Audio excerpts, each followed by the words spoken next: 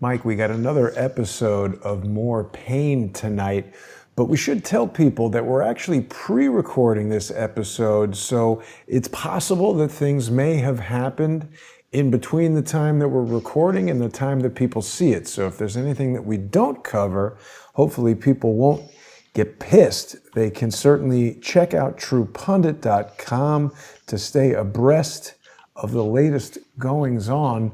What's happening with you, Mike? Yeah, we're pre-recording, so in case we're both dead in the next 24 hours. Right. Well, that's not really why, able but to go out. yeah, taking care of some super secret, top secret business that perhaps will. Business, yeah. Yeah. So we'll see if it just like anything, you try to turn rocks over and see what's under rocks. You go to the different things, and then. For me, I talked about it last week with a lot of people. It's like, then you have this like balancing act where you got to worry about, like when you're chasing a story down or any story, and then you have all these other stuff going on. You have to worry about your health. You have to worry about your family, like doing things with your family and being a dad and being a husband. And sometimes these things all clash together and time frames and things don't work out. So we figure we pre-record. Right. And talk about the meat of stuff. So it's Monday night. It's late Monday night. Everybody's most of the people probably tucked into their beds in their footsie pajamas and everything. But Trump was talking about coming out with some big announcements tomorrow, having to do with the economy. I think he's probably going to be on. They're spooked because the stock market crashed today, 2,000 points or 7%. Down 7% the Dow. I think they're probably spooked, so I think he's probably going to roll out some tax cuts or some kind of package to kind of jumpstart things. Oh, yeah, you're frozen. Are you there now? Yeah, you're back. I think Trump's going to try to jumpstart things and keep the economy moving. It's going to be a challenge because he's really up against the wall with this crazy media. They smell blood. By blood, I mean money. And they're going to keep pumping this coronavirus, whether it's legit, not legit, major threat, not a major threat. They're going to pump this until the cows come home because that's what they do. And it's creating a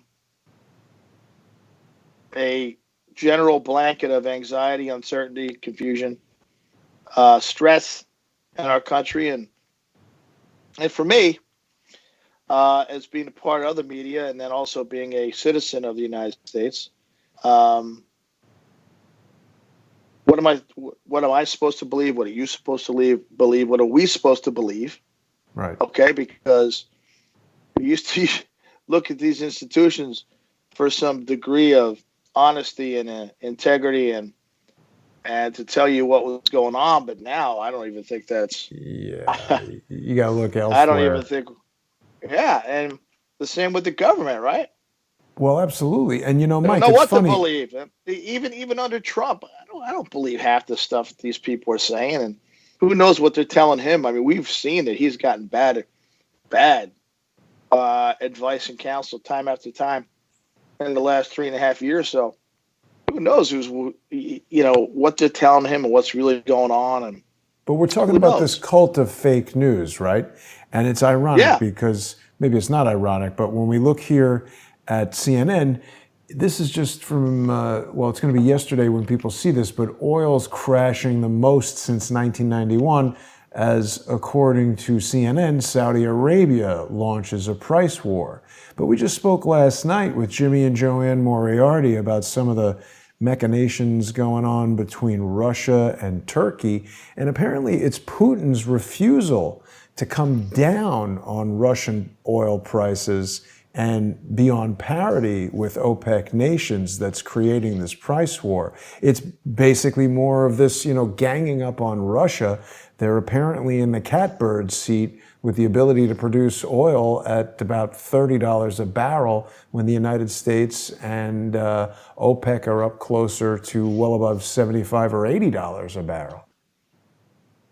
Yeah, so what do? They lump this into, oh, it's Trump's fault. It's a Right. problem. It's a stock market. The oil prices driving the stock market down. Let me tell you something. Oil prices, it says 91, right? Isn't that when like the Gulf War started? Isn't that Yeah. probably when I would think when you say 91 and I hear oil prices, I think of Gulf War, okay?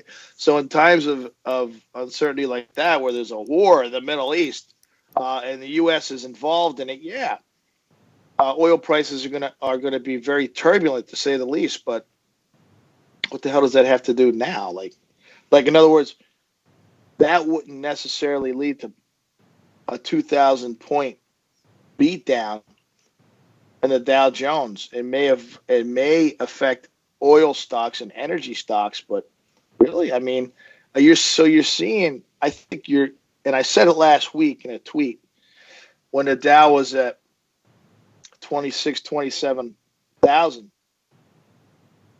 Because I'm talking to these guys at Citigroup, and a lot of the guys, just friends of mine. It's not like we're just bullshitting, just like we bullshit like on here. And they're saying, no, you haven't seen the bottom. It's going to get worse. Then it ticked up, and I tweeted that out. We haven't seen the bottom, but I think we haven't seen the bottom, and I'm going based on what these guys are telling me. And then it ticked up last week, and then somebody said to me, "See, you were wrong. You're wrong about that." And I said, "Well, let's see how it plays out." And then I think today was the biggest decline, single day loss since the 2008 spiral. Not good. Crash 2008.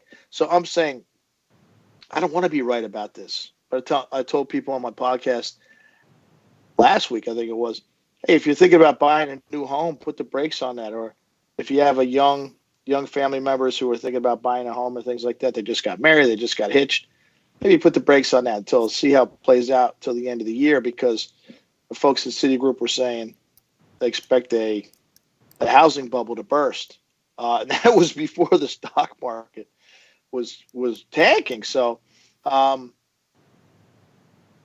a lot of this is driven by fear, right? And fake news. We don't know. We don't know how bad this is going to get in this country, this virus. Yeah, it's good to be prepared, but being prepared isn't running around like a chicken without a head. And well, also you could be as prepared as you want, but if there's no food in the supermarket and nobody going to work doing their jobs, you can only do so much. Yeah, and it's a good point. And what's the use of being prepared if you wipe out your 401ks and stuff in some kind of panic? I mean, it doesn't make any sense to me, right? Yeah.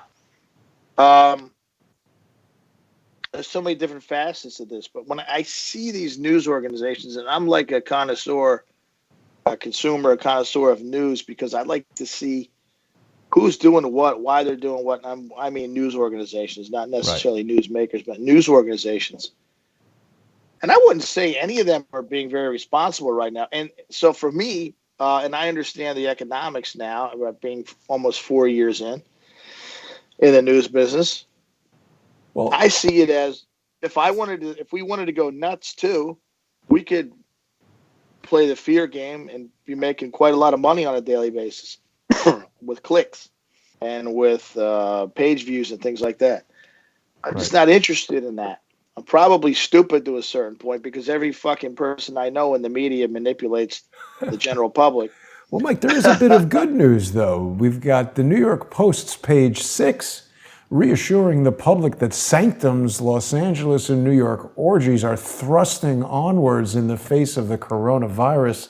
So people have that to look forward to. What is this Sanctum? Right? I mean, I've never heard of this thing, but the spelling of it looks remarkably reminiscent of Nixium. They need to buy a vowel. Well, you have to apologize. I have to apologize. I'm taking some cough drops here, so if I sound like I have pebbles in my mouth or something, but Sanctum, Nexium, these guys are all, the weirdos aren't worried about their money for sure. And, well, they're not worried about getting coronavirus or AIDS or herpes. They're just having orgies. No problem. Something I found in my travels.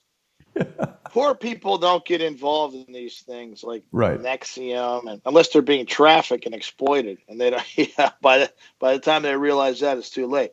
But these other folks who are bebopping around these places, they're ultra wealthy. A lot of them are trust fund kids, trust fund recipients, and they never really had to work for a living, or they're just so fucking rich they don't know what to do with their time and money, so they say, yeah, let's go do this, and at least other stranger things. And then some of them get twisted up in the strange world of the Epstein crew, the Weinstein crew, and they think they can do whatever they want because they have money and friends and influence. So it's interesting. I would say, that's like a recession-proof. These weirdos. The orgy business is recession-proof. Yeah, these weirdos in the orgy business is is recession-proof. They're not worried about anything. They're certainly not worried about their 401ks and stuff like that. But on a more serious note, people are. Look, this is why they get into trouble with these things. They're so bored and they're so rich, right? You have to do something during the day. Not everybody's a goddamn rock star. Right. Even rock stars have to play at night. Right? But these guys, these guys, they can sit around and get all tanked up during the day and stuff like that, but you still got to go on stage. These other people are perpetual. Yeah, they're perpetual rock stars, man, and they just, how are you contributing to the fabric of our country? You're not. So, and they get involved in all this weird stuff, and then they say, "Oh, wait, you guys, you don't know what's going on. You peons that don't make any money, conspiracy theorists." And then all their friends get arrested and they get killed in prison. These things, and they're all like scratching their head. Am I next? He forgot his tinfoil hat must have been the problem. Speaking of rock stars, Mike, I want to remind everybody to be listening to the Thomas Paine podcast. Episode 12 is out right now. And if people haven't been keeping up, they can go to Apple Podcasts. You can go to Google Podcasts, Spotify, all kinds of places. You can hear the Thomas Paine podcast. It's absolutely blowing up. And Mike, in just about 15 minutes, people are going to be able to catch the sponsor exclusive portion of the show. We're going to transition over to patreon.com/truepundit, patreon.com/crowdsourcethetruth, and subscribestar.com/crowdsourcethetruth. It's a great way for people to support independent media, to get your insights and to hear the conversations you and I have every week. People can also be getting their news from truepundit.com. A lot of great stories on there. Dr. Drew is saying that the media is hurting people and needs to be held accountable for causing panic. I like where he's going with this. Some people objected to my approval of Dr. Drew. I forget what it was that he did, but I enjoy listening to him on the radio. He seems sensible to me. Well, I mean, it's somewhat, I agree with a lot of things he's saying. It's kind of the flavor before he even talked about this. You asked what we wanted to do tonight, what I wanted to do tonight, and I wanted to tackle like this crazed panic that's really making it hard in the future. I mean, we all know about the boy who cried wolf.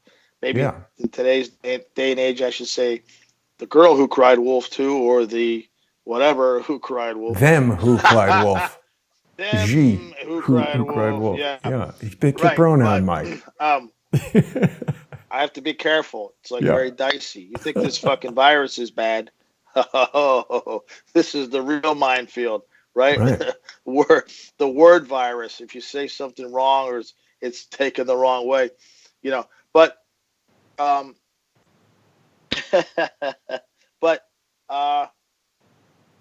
now I lost my train of thought. Sorry about that.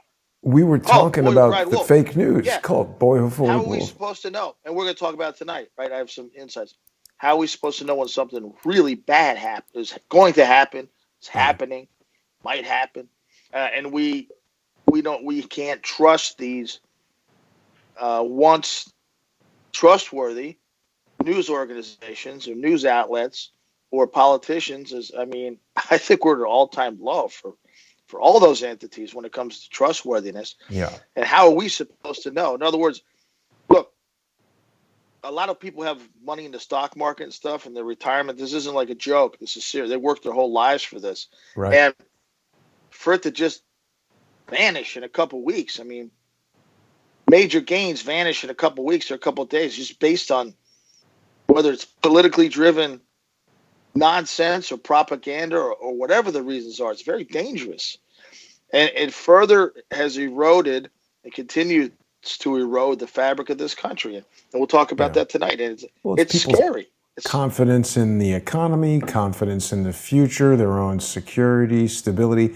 Mike, before we close out over here, I just want to ask you about this, because it started yesterday that the Washington Compost was reporting that, there's a coronavirus case, apparently, somebody at CPAC.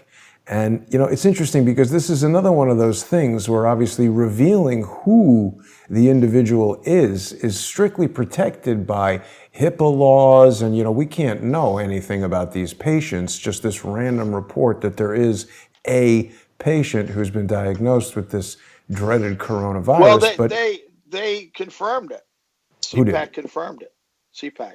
Well, but so what? What does that mean? Unless we see the person in an oxygen tent in the hospital saying, "Hey, I'm the one with coronavirus," I don't know if I trust CPAC.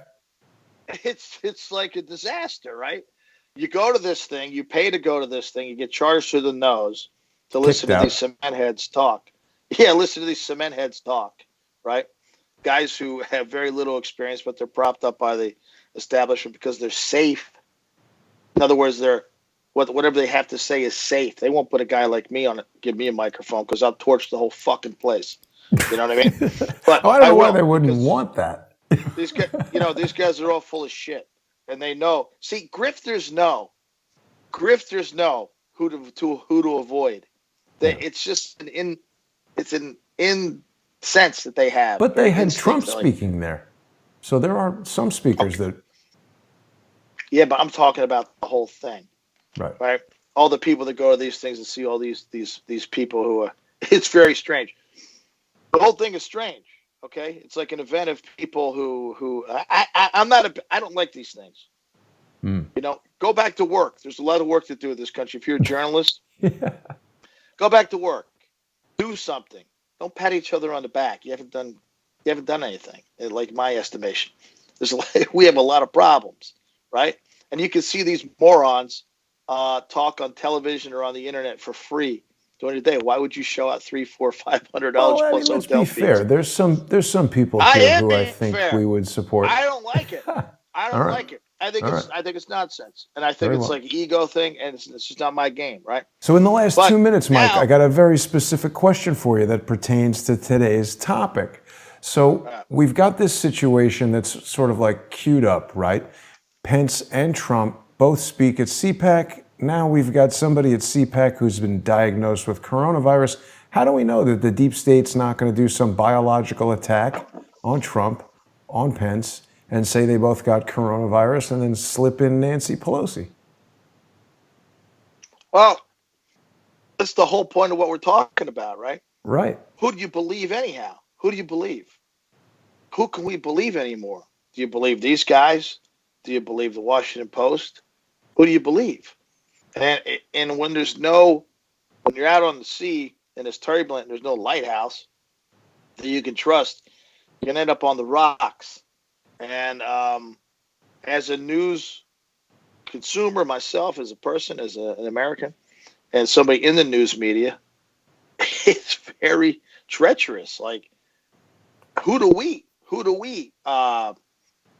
repost stuff from, right? How do we know that this stuff is on the money? So there's so much uncertainty out there, and it's a good point, right? Not only that, what are the obligations for CPAC to reveal there are thousands of people at this thing who this person was, or make sure that those people are safe, right? Because they did reveal the person's identity to politicians. Oh, they did? Privately. How is that not a violation of HIPAA? We're going to have to get into all of this, Mike, on our sponsor exclusive show that's about to begin in 10 minutes. And we'll get into it. It's going to be good. So we'll be getting in depth on that. People can join us on patreon.com/truepundit, patreon.com/crowdsourcethetruth, and subscribestar.com/crowdsourcethetruth. Mike, I'm looking forward to that conversation. I'll see you there in just 10 minutes. Thanks, man. Good stuff. And thanks everybody for watching. See you on Patreon and Subscribestar.